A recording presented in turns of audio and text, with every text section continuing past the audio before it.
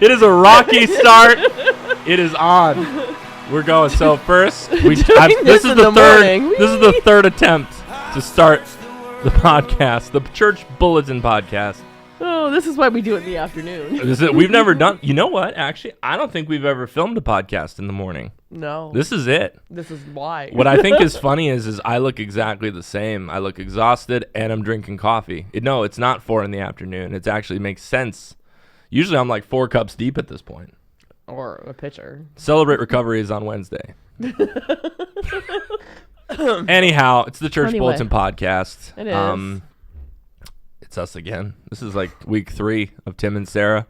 If you like what you see and what you hear, we are in the office every day doing this.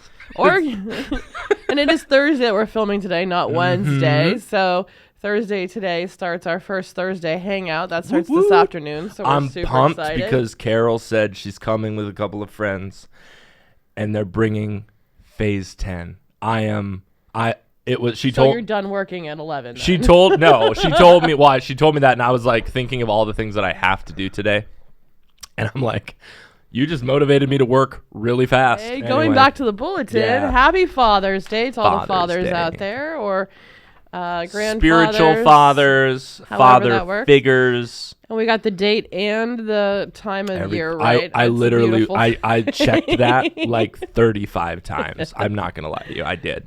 I also think I picked this bulletin cover last year. So if you feel like deja vu, that's why. So the parish leadership team has changed a little bit too. You'll see some movement on people and what they're doing here. But yeah, there's a few changes, and we're really excited. Especially, like I said, you'll see Father Luke Dagger. Am I saying that right? Mm-hmm. Dagger. Father Luke Dagger, our new parochial vicar, he's coming. We're excited. Yep. Yeah. So we got to meet him the other week, and I think he's excited. He's just got all the stuff of a major transition in life going on. So please pray for him. And yeah, we have, of course, check out all the intentions. Thank you so much to everyone who gave this weekend. And Father, well, he is a father, but Pope Francis's intentions continue for June. So please keep praying for people who have been displaced by war and violence and tribulation. So this, for the family reflection portion, I just went and I took a blog post from the Hallow app, which is .com, hallow.com, which is great. And it's kind of just some ideas to pray for your father. Because again, we have many different fathers. Of course, we have our biological fathers. We have our Father in heaven. We have, different father figures, Father Ross, Father Luke, and then different people in our lives who have been fathers to us or filled that role. So say a prayer for your father, for your many fathers, all of them, because they need it, So speaking as a father, I will say it's helpful. It's like, you're praying for me. Thank you. in the children's bulletin, we focused, some on the gospel, some on fathers, and the father picture that I found was actually Saint Therese of Lisieux and her dad, Saint Louis Martin. Yes. So I had a choice between that and we all love Jesus and Joseph and stuff like that. But I figured we turn it over to some saints. Yeah. And again, there's a saint in there. Lots of stuff on the mustard seed, which is their gospel. Yes. So yeah, and then a random picture on the back of some carpentry tools because. Why not? Always had to put Jesus in there something. Absolutely. The only new thing, there's this Monday is the 12. The guys wanted to keep meeting in the summer, so fellas, you wanted it. Here it is. There is a time change. It's no longer at 6:30. It is at 7 p.m. And weather permitting, we'll meet in the courtyard. If we can't, we'll meet in the chapel or the church like we usually do.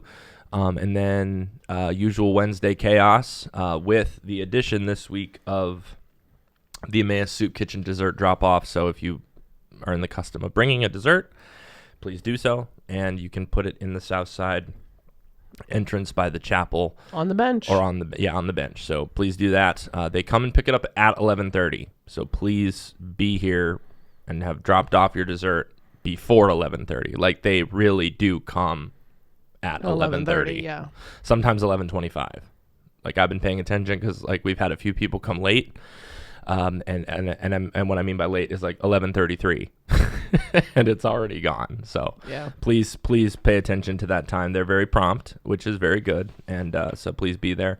And then of course, as we already mentioned, we have our new Thursday hangout. So next week will be the second one. We're excited about it. And to kind of, what was I going to say? I'm not sure. It's the morning. The book. The book. The Three book. big questions that shape your future. So Father Ross brought this up for the first time at McDowell's Baccalaureate, Which was and he beautiful, showed by the way. Book. Yep. It helps students ponder the questions of who I am, who am I, where do I fit in, and what difference can I make. And then he talked about it at all the homilies this past weekend.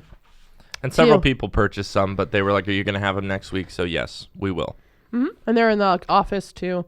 If you needed a copy, we have them there. We just asked for a small donation. That goes right back to St. Jude Cares, obviously to pay for part of the book, and then to the rest of St. Jude Cares. So. Also congratulations to the school. This all wrapped up last week, but we've got the graduating class and their cap and gowns and stuff from their graduation, and so congratulations to all of them. We're excited for you, and if this gets to any of you, just know that we hope to continue to see you, that your relationship with St. Jude's is not over, but now in a more involved way. You can come hang out with us and do things. So okay, I have a question for you. Sure. Is this something for your TBR list? Is that to be read? Yeah. Oh, okay. Just making sure. My wife is a super bookworm. Like that woman, Yeah, she is. You give her like a book that's this big on Friday. It's read by Sunday. Yeah. She's giving it back to you on Monday. And she'll be like, I finished this on Saturday. I'll be like, oh my gosh. Anyway, so what's exciting is that was a word, a phrase, the TBR. I had never really heard of that before. The good thing about this book is there's only like 3 pages to read. Yeah, per it's a devotional. It's not like a deep, crazy psychology book or something. No, it's just a simple like daily reflection. That you don't even have to read. Something like that. But you don't even have to read it in order. Like you can just randomly open a page and read it. So I love books like that. So check that out.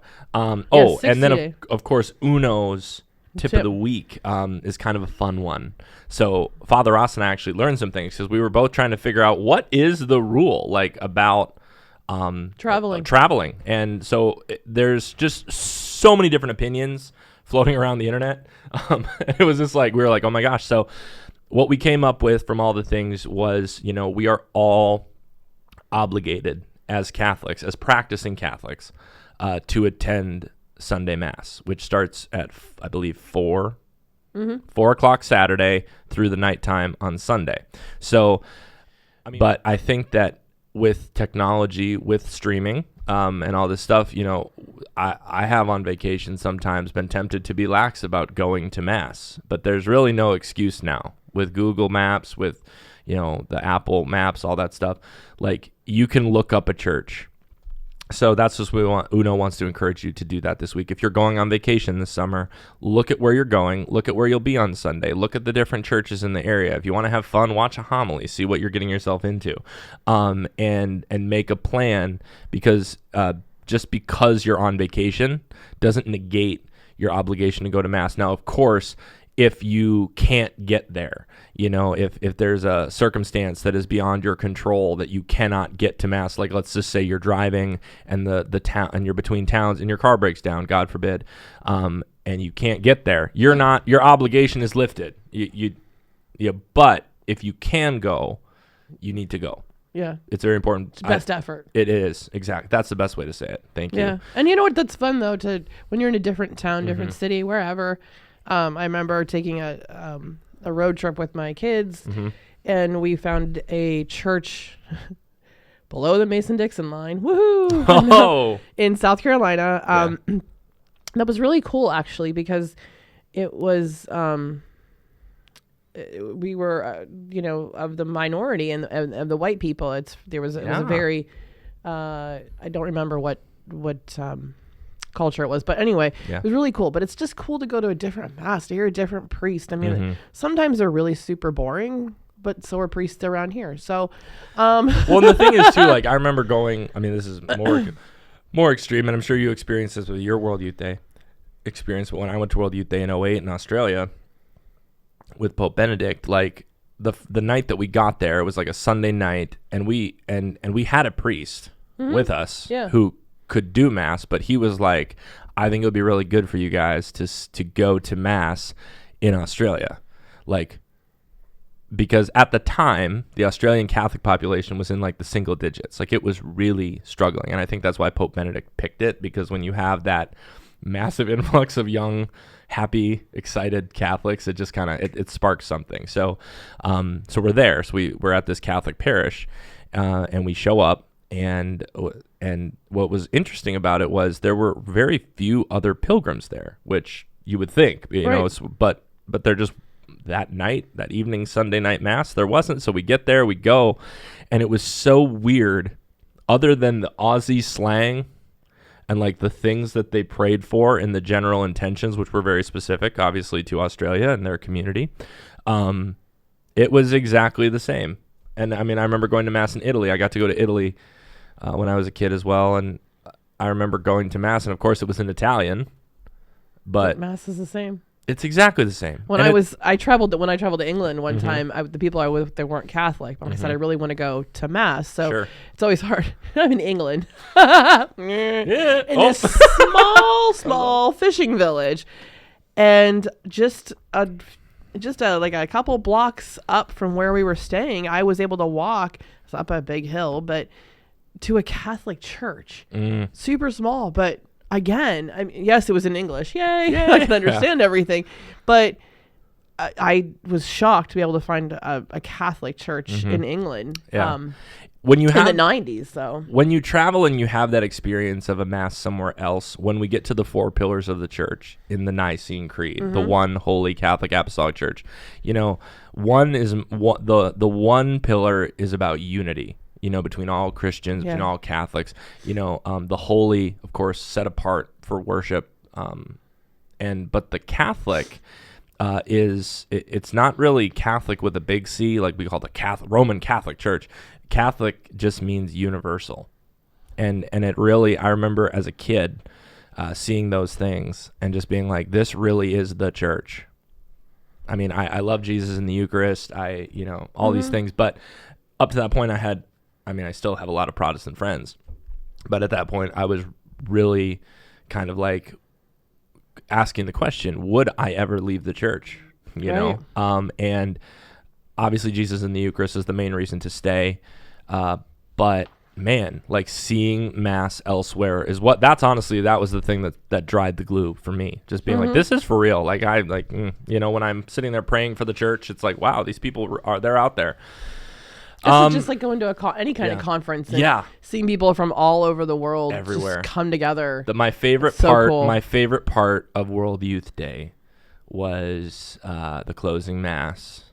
Well, I shouldn't say my favorite part. One of my favorite parts was the closing mass when they said the Our Father, because you had every language under the sun. And usually they try to say it in Latin though for like a universal type thing.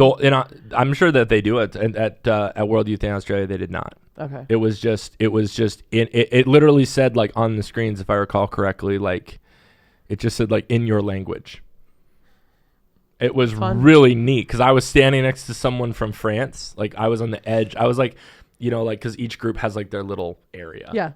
Because you sleep outside, and so I was on the corner. So I have in front of me a guy from Italy praying the Our Father in Italian. I have to my right this girl from France who is praying praying it in French, and then right here, I think they were from Lithuania, which I'm not sure which language that is. I don't either. But that language, and it was so weird because the four of us. Because what's so interesting is, you're saying more words or less words, but the rhythm. The cadence of the Our Father is still the same. So it was crazy. It is. Like, wow. I got lucky not to stay in a hotel. So hey, there's nothing wrong with that. That's okay. I have never been colder. It was winter because it was in July. in Australia. Which is, So yes. it was not 90 degrees in Portugal. so we left 90 degrees, 100 degrees, in Minnesota, which is hot and humid, which is funny. You wouldn't think that, but it is. So you're up there, and then you're buying like a winter coat. You're walking into the airport and like all these clothes, and people are like, "What are you doing?" And it's like, and then you get there and you're like, "I'm freezing." It was so cold, but it's fine. Anyway, couple of things around the diocese. There's this kind of cryptic announcement from OLM. We love them. But they're having their huge, I just copy pasted it, huge annual garage sale to benefit, I'm butchering probably the name, the Hekima place. It's an orphanage for young women, for girls. Their goal is to basically, house the girls from infancy through university age, help them with school, help them with everything. And so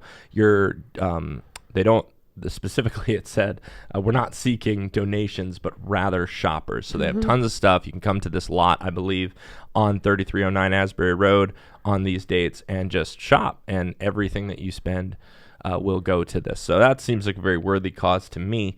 The Knights of Columbus just had their elections, and they need some spots filled. So they asked us to put this in the bulletin for financial secretary and grand knight. So any men out there, if you've been thinking about joining the Knights of Columbus and have a knack for leadership, please give these guys an email or a call.